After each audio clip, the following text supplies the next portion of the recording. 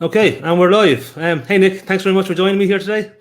Hi. I suppose you're a name that's very synonymous with this industry since as far back as I remember. Anyway, you were there when I was there, probably 5 6 years ago.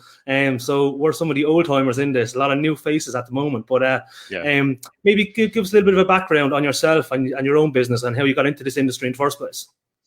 Well, I started, as I say, I think would have been coming up to 5 years ago, and I was working as a software salesperson selling software for primary schools. Mm-hmm. And during that time, I just got more and more and more into photography, and I just thought, God, this is amazing. I love taking photos, and people started saying, "But can I pay you money for it? Can you go and do photos of this?" Then I went and did a shoot for a hotel,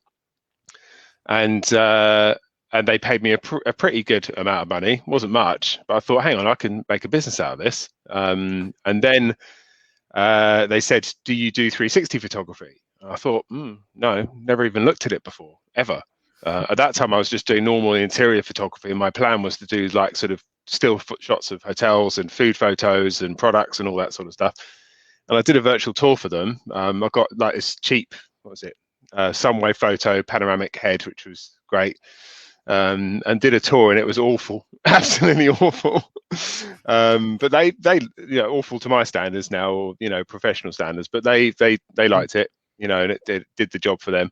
Unfortunately, they've gone out of business now, so it couldn't have done too much of a good job. But hotels are struggling at the moment. But yeah, and then it just sort of snowballed from there. I really got into the whole 360 thing, and just thought this is so much fun. And I just started practicing and practicing and practicing, and just developing the skill really. And I think I'm still learning. I mean, it's one of those businesses where every day you learn. Whether it's from the practical shooting side of things, using different techniques, whether it be using flash or HDR or whatever it may be, and then on the software side, God, it's just never ending. There's just software coming out all over the place. So yeah, and then fast forward, here I am, and business is doing well. Yeah. I suppose that's a good thing you're saying there, is that at the moment we're still very much in the middle of this. It's this kind of pandemic has really brought this technology to the fore, and the solutions themselves that people are coming up with and the use cases are probably ahead of the technology. So it's going to be an industry that is constantly evolving, because it is, as you said, relatively new. Most people got into this from kind of the viewing point of view and the photography point of view, but now the real kind of use cases and solutions that are being built around it is kind of taking it one step further. So as far back as I remember, there was always, and like this is a big debate within this industry, is that it's the one-click cameras versus the DSLR or the mirrorless. And that's one thing that you go into any, I suppose, Facebook group or forum any day, and there's always going to be people competing on both ends of that. And I suppose you're very much an avid supporter of the DSLR. Well, it's good though, and I've been just, I suppose, purely probably because I didn't come from a photography background, that I entered into this industry through the one-click cameras. And as you know yourself, like, anybody can really set up a business with a one-click camera, because I remember when I did my very first tour, I bought Matterport 5 years ago, and I opened up the box, didn't read any instruction manual, and a perfect virtual tour, first go, no errors whatsoever. But DSLR is a little bit different. So why did you continue to stick with this route, as opposed to exploring some of the one-click cameras, or have you done that and then went back to the DSLR? I've got one. You got one. I've had my little trusty Sphere for. In fact, this was the first one I bought. I actually bought this to start doing a virtual tour business with, and I still love this camera. It's brilliant. Yeah, it's like the quality with proper editing. The quality you can get from this is amazing. But I just wasn't happy with the quality. In fact, I actually bought a Ricoh Theta. What was the old ones? The really, really old ones. So you've got the V now and the SC, but there was one before that. Can't remember. It was a Ricoh Theta, basically. Yeah. And it arrived, and I took some photos with it, and I was like, oh my goodness me, the quality is awful. I was really disappointed because I was so excited. And then I thought, as I'm quite particular about quality myself, I like high-end stuff. I like high-end quality, something that's nice to look at and everything like that. So I thought, I've already got at that time I had a Panasonic G80, I think it was, or a G7 maybe, even the Micro Four Thirds camera. So I bought a 7.5mm Samyang lens for that, and that's what I started practicing my game on, and that was when I did the hotel tour. I actually bought the lens specifically for that tour, and I just started. I was just amazed by the quality that you can get from it. I mean, whether you're shooting on Micro Four Thirds or APS-C or full frame, the quality is always going to be there. The difference is obviously with full frame, which I'm shooting with now. You get the benefits, the added benefit of it being able to allow more light in. So you have shorter shutter speeds. You can shoot in darker rooms and things like that. So yeah. I mean, I've actually found a new passion for these sort of things, because Yeah. I think editing software has changed so much and advanced so much over the past 5 years. You can create some pretty impressive shots with either that or a Ricoh Theta V, or Z1's a great camera. In fact, I've actually got another 360 camera. It's over there, and I have to dig into it. But I've just bought the X-Phase Pro as well recently. You have a lot more 360 cameras than you let on then. Yeah, 360 Ninja. But yeah, I bought the X-Phase, and I like it. I really like it. But there's a few problems I have with color. Like a lot of the shots, I actually used it on a semi-professional shoot just to see if it could improve my workflow and maybe move me away from mirrorless. And the colors just weren't right. There was just a few things I just wasn't happy with.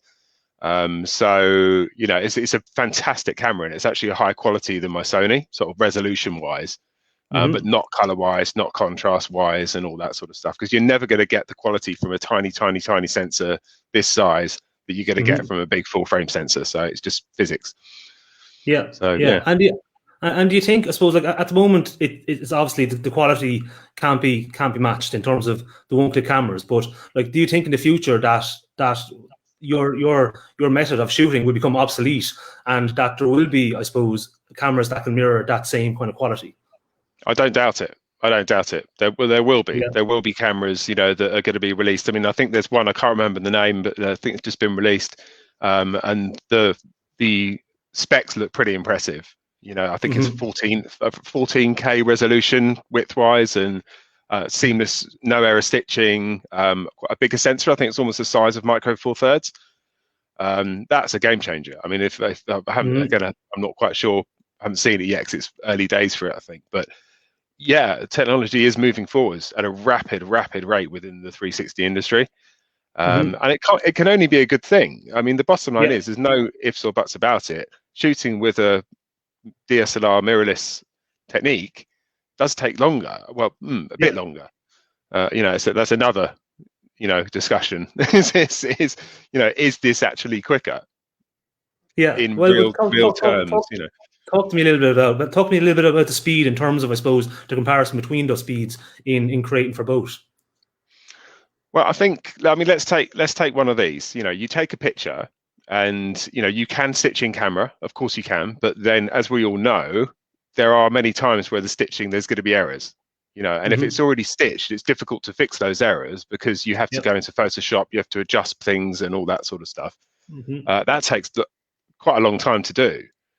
Whereas if you shoot with one of these, like with the Ricoh Theta dual fisheye plugin, I think it shoots the two separate images from each lens. And then you chuck them into PT GUI and you stitch them manually. Unless you've got a really good template, which is something that you can do in PT GUI, is create a template for your specific camera. So when you chuck them in there, it just stitches them, bosh, it's all done. You may still have problems, but the stitching's one thing, but then getting good quality out of these, that's what takes the time, because you're taking time to edit an image to make it look as good as an image that would have come out of a DSLR or mirrorless camera instantly. So do you see what I mean? So if you get your 6 images that you've shot around from my Sony, and I chuck those into PT GUI, as long as your tripod head's been calibrated properly, like Nodal Ninja or whichever one you're using, then it's a winner, because you chuck those images into PT GUI, you click 2 buttons and it's stitched and it's done, and you're left with an image that is incredibly sharp. It's got great color, great contrast. It's in RAW, so you can chuck that into Lightroom, make a few little tweaks. We're not talking about HDR or anything like that here. But I think that's actually quicker than the editing workflow from one of these, arguably. Okay. Yeah. If not the No, same. yeah. No, that is I suppose you can make a strong argument for that for sure.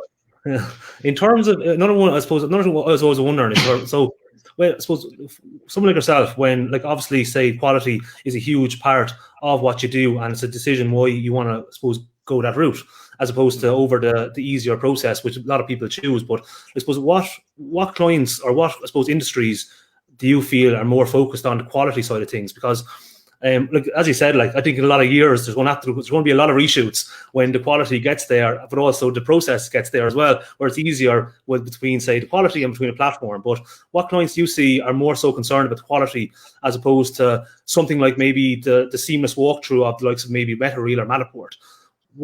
Where do you see that? I mean, I think when it comes to quality, I mean, there's that is another sort of one of the ongoing discussions is like, you know, a lot of the time I say, and I'm in the sort of similar camp, is 80% of the people are going to be viewing the tools on a mobile phone. In fact, I think the actual statistic for last year it's different. It depends whether you're shooting for real estate or you're shooting for commercial. If you're shooting for real estate, then the likelihood is people are going to be viewing that tour on a mobile phone because they would have been looking on the Rightmove app or whatever it may be.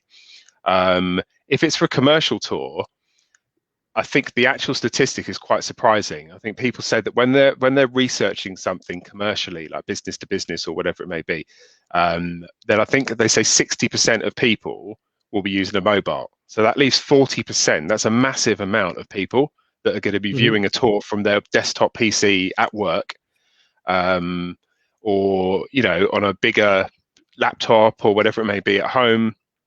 So I think that it's not so much about, you know, delivering to people for the now.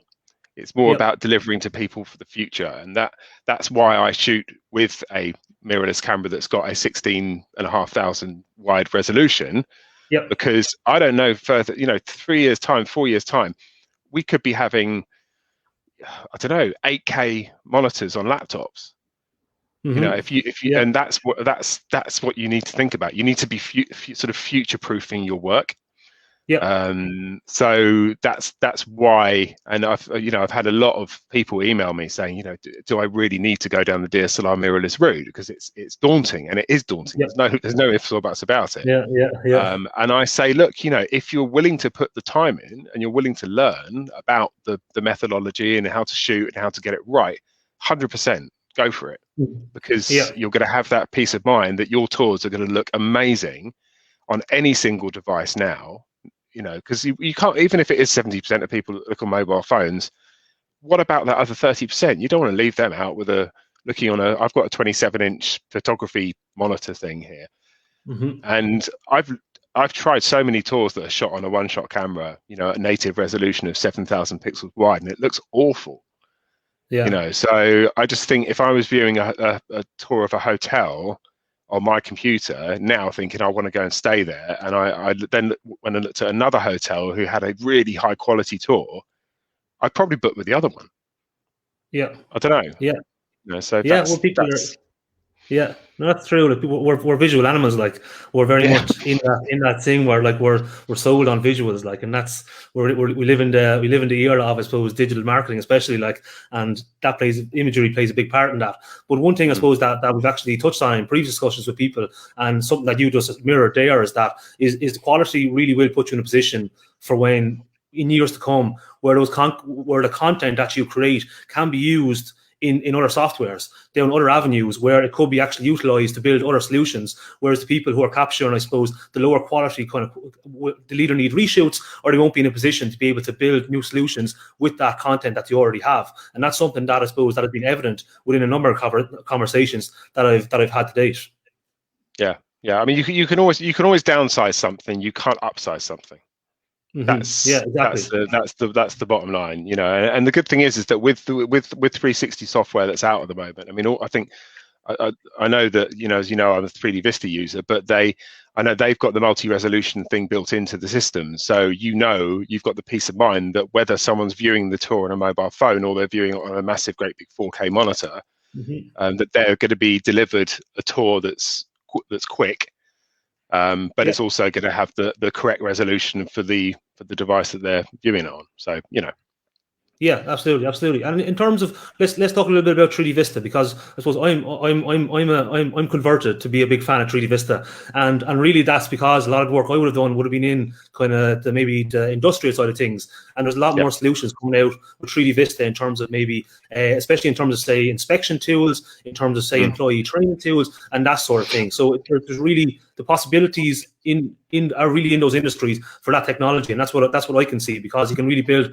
custom solutions that have real day-to-day use cases. Whereas when we look at other industries, like say the real estate and hospitality, it's a lot of times it can be shot with virtually any kind of platform with some sort of decent quality, because it's coming down to really a sales and marketing solution, and they're using it through their channels, but it's not being used for kind of things that can actually, I suppose, change the business on a day-to-day basis. So in terms of 3D Vista, why did you decide to go with that, or have you looked at other platforms besides that when you were starting out? Yeah. I mean, when I first started out, I started out using what's it called, RoundMe, which I don't think are they still around? I think they've been through quite a few problems at the moment, and I see the name, but I'm not so sure. Yeah, basically, it's like it was a sort of a web-based 360 software thing, and you put your tool together and everything like that, and it was all right. It was good. And then I thought, I need something more professional, more advanced. So I started looking at the first one I looked at was Pano 2 VR, and yeah, it took me so long to get to grips with the basics of it. Admittedly, it was early days for me in the industry, and I mean, I think if I looked at it, and I did look at it again recently, actually, just out of interest to see if it's changed, like the UI and everything, and it hadn't really changed much. But that was the other thing. I found the UI personally, I just found it a bit boring. Is that harsh or not? But then I instantly just typed into Google, and I typed in Pano 2 VR versus. So I do for a lot of comparisons. It's a good little tip to do that. And the first thing that came up was Pano 2 VR versus 3D Vista. So I thought, what's this 3D Vista thing? So I clicked on it, and I was like, whoa, this looks cool. This looks really kind of nice and pretty and easy, and yeah. And so I downloaded the trial, and yeah, haven't looked back. I mean, I mean, back then, I mean, we're talking 5 years ago, it was quite a lot, very different to what it is now. It still looks pretty much the same. And that's one of the reasons why I loved it, is because the UI is really nice to use. It's a nice software to look at, which I think is important if you're using it on a day-to-day basis. It might sound trivial, but I think something that looks good is important. So you've got nice big clean buttons. It's easy to know where to go and what to do, and how to import a panorama, how to import a slideshow, or whatever it may be. And then they've just started developing and bringing out these new features, and they just continue to impress me. Like, I mean, like you touched on it earlier, that this new e-learning feature that they've just released. I mean, I've been quite busy with just, I say, normal tours, like normal virtual tours, not learning tours, but I'm in discussions with a few businesses at the moment about how they can sort of utilize the e-learning functionality of 3D Vista to train their staff. And that is just the most powerful tool for a business, and they are willing to pay good money for an e-learning 360 tour. It's not really a tour; it's a tool, because it will save them tens, if not hundreds of thousands of pounds. They won't have to fly staff out to certain offices. They won't have to hire cars. They won't have to book flights. They won't have to book hotels. They won't have to do any of that. You send them a 360 e-learning tour. They take the test. Those results are logged in their learning management system, whatever it is they use, and job's done. It's an awesome feature. And then obviously you've got the Google Street View integration, and the fact you can embed the little videos on TV screens and all those little bits and pieces in the software. And there is rumors, and there has been for a long time, that they're going to be introducing the whole Matterport style doll's house, Matterport transition style thing, where you just move around smoothly and it moves. And I saw a little teaser on their Facebook page the other day that they've been doing some testing over last weekend on it, and it looks amazing, literally amazing. I mean, that's going to be a game changer for them, an absolute game changer. That's brilliant, actually, because that's funny. When I suppose 4 or 5 years ago, when I was doing this more on a day-to-day basis, that was one of the big selling points, was that how we'd always get our advantage. It was like we have a seamless walkthrough feature that others can't have. It was a great selling point at the time because there was very few providers in the market, and most of them weren't doing Matterport, so that was always a good sales tool. But looking at it now, is that all of these other platforms seem to be catching up on Matterport, which was seen as the industry standard purely from, I suppose, a feature standpoint. They had things that other platforms didn't have that kind of excited I suppose, viewers. It's great to see all of these platforms catching up on them, and these platforms, they're going to pass them out, I think, especially in terms of use cases, because having been stuck into a closed platform is one thing that customers don't like. It's also one thing that I suppose users don't like, because you're kind of held ransom. Your content is held ransom, and you're kind of at their will in terms of price changes, as we've seen in terms of feature changes, and you don't really have much control or say over it. So I suppose that's one of the biggest benefits as well, is having the option of self-hosted tours versus a cloud platform, a cloud subscription. Is that one of the other things that would have attracted you to like using a system like this? So you broke up there. You talked about what attracted me to 3D Vista. Yeah, well, in terms of, I suppose, what is your opinion on the self-hosted tours versus the cloud thing? Is that something that your clients always want to have, or how do you build that into your own business model? Well, I mean, as I say, I mean, I think they both have their benefits, in a way. I mean, a sort of cloud-hosted tour is an easier solution. I mean, you can pay a business, monthly. I mean, I know there are a lot out there. I mean, I know that Zach does a good job with, is it Cloud? What's it called? Cloud Pano? Yeah. Software systems like that are really good. But I think that if you're doing a high volume of tours and you're planning to be in the virtual tour game for a long time, the monthly cost of those, they get really expensive. If you multiply the monthly subscription over a year, let alone 5 years, it gets really pricey. And I appreciate that when it comes to hosting, I think having the security of hosting the tours on your own server gives me better peace of mind. And I know that with a lot of other businesses, like I think Thesis and ones like that, you can download your tour. So, because the concern for me is that if I went with a SaaS solution and I was paying a monthly payment and my tours were hosted on their server, especially with COVID times, if they were to go bust, I mean, maybe not as a virtual tour provider because they're making millions now, but I think, what's going to happen to my tours? Am I going to lose them? What if I forgot to download one of them and I now can't access my tours? It's like that would be the concern for me, and that's why I personally went down the self-hosted route. And I also wanted to be able to just chuck it under my own domain easily. So instead of having like even with 3D Vista, they offer their own hosting, and the domain says fsstorage.net.1236845. That does no good for me for SEO at all. So that's why I choose to host all the tours under my own domain, because I swear that's one of the things that's made me have good rankings on Google. I'm not sure. Maybe it is. Maybe it isn't. But yeah, that's my thoughts on self-hosting. Really. Yeah, that's very important. And one thing that I've noticed, especially with all of these kind of new, really, I suppose, innovative solutions around the kind of e-learning side of things, they've all been on the likes of 3D Vista. That's most of the ones I've seen over the past while have all been kind of based on 3D Vista, and it's brilliant to see, because it's the companies that will be say are most likely to need these solutions are the companies that want to actually host it on their own servers. And that's one thing that we would have come up against a lot of times, and it's always a headache. It's a headache for a lot of companies in this space, is that when it comes to that side of things, where's the content hosted, who owns it, how safe is it? And you can try work around it as best as you can, but it's always a question that always has kind of an awkward couple of minutes when you're trying to rehearse what you've rehearsed as best as possible and trying to get them over that barrier. Exactly. And for me, I mean, if one of my clients says to me, look, because I personally, in my sales model, I offer free hosting anyway. It's just one of my things. But if they say, oh no, we don't want it to say nickpowerphotography.com at the top of the virtual tour, I'm like, fine, not a problem at all. If you've got an FTP server, sometimes they say we've got a Squarespace website. I'm like, well, you're out of luck then. But if you've got an FTP server, then fine, I'll send you the files. I don't mind. It just means that if you want to update the tour in the future, I'll have to charge you, because I'll have to obviously then re-export the files and blah, blah, blah and everything like that. So it makes it a bit more complicated for them.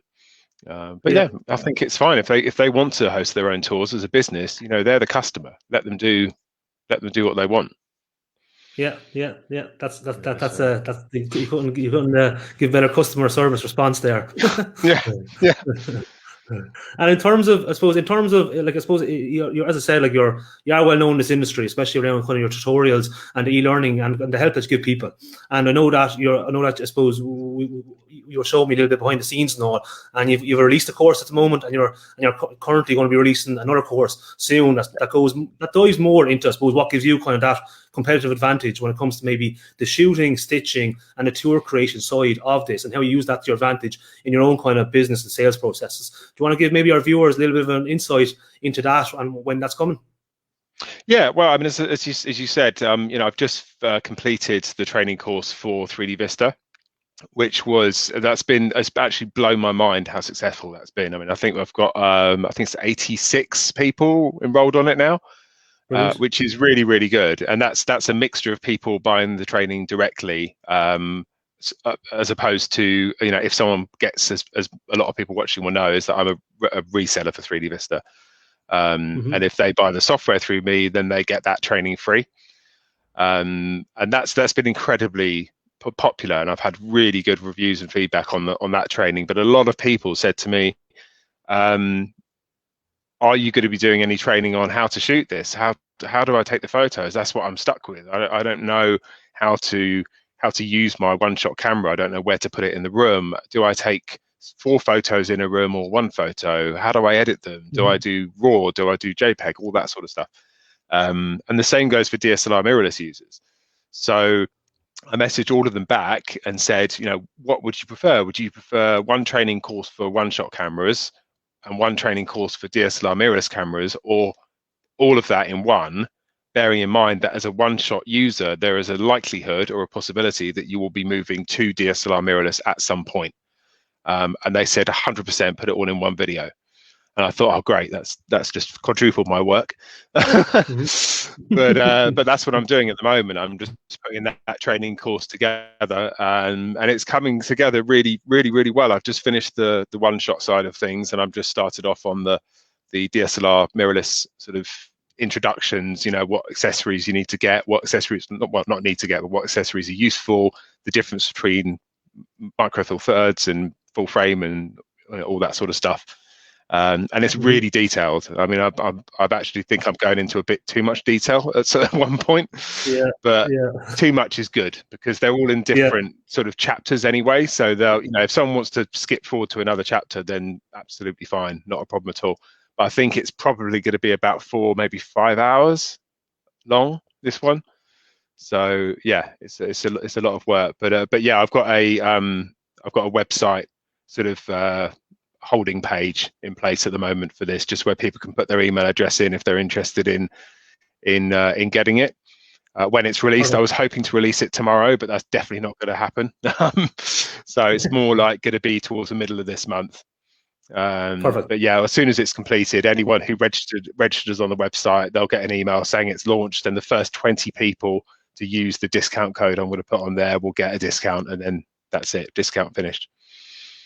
Okay, brilliant. Well, what we'll do is we'll share some information on that afterwards for other people if they want to sign up, and then maybe closer to the time, you can I suppose let people in the group know when that's available. I suppose what I say to a lot of people before we kind of sign off. I know you have to run now in a minute, but I suppose, where do you see the virtual tour market in a couple of years, or what are you doing today that's going to make sure you're around in a couple of years' time? I see it going like this. So like, which way? Where's my hand? Other way. I'm mirrored like that. Up. It's just going to go up and up and up. I think. Yeah, my screen was mirrored then. I'm like, it's just, yeah, it's just. I think it's going to keep going from strength to strength. COVID or no COVID, COVID or no COVID. It's yeah, it's. I think people, businesses especially, are now finally discovering the power of virtual tour photography. And I think even the real estate sector in the UK, I mean, historically they don't like virtual tours in this country, and I'm starting to see a lot of movement within the property industry now about virtual tours and them sort of utilizing the technology, and that's going to be a huge change for the business, I think. Yeah, absolutely. Yeah, it's the real estate is a kind of it's a hard one for some people to get their head around, because it's a lot of kind of it's a lot of discussion has to be around kind of the business side of things, and I suppose that's where we see that a lot of people fall down. Is it's more so around the tour itself as opposed to how it can actually be used within, I suppose, the various channels or various how to actually help them progress in the business. But it's one thing. The only, I suppose, as we were talking about this previously to this, like, I suppose we're lucky that we're in this industry, and we were in a prime position to be able to capitalize on an unfortunate, I suppose, pandemic. But the real reason why this technology was invented in the first place has kind of really come to the fore. And as more things move virtual, there's going to be an ever-growing need for this. And I think the technology is behind the solutions that people are building, which is brilliant to see, because it'd be really interesting within another year or two, I suppose, what kind of capabilities that, in terms of software, in terms of cameras, in terms of platforms, in terms of use cases that we're going to see. But one thing's for sure is that there's going to be more and more companies adopting to it on a weekly basis, and I suppose capitalize on it now while you can and get in. Definitely. Yeah, it's the way forward. Right. Look, we'll I don't think there's too many comments. We'll leave it there. Thanks so much for joining us, Nick. And what we'll do is we'll post information on your thing afterwards. See you later, everybody. Take care. Bye.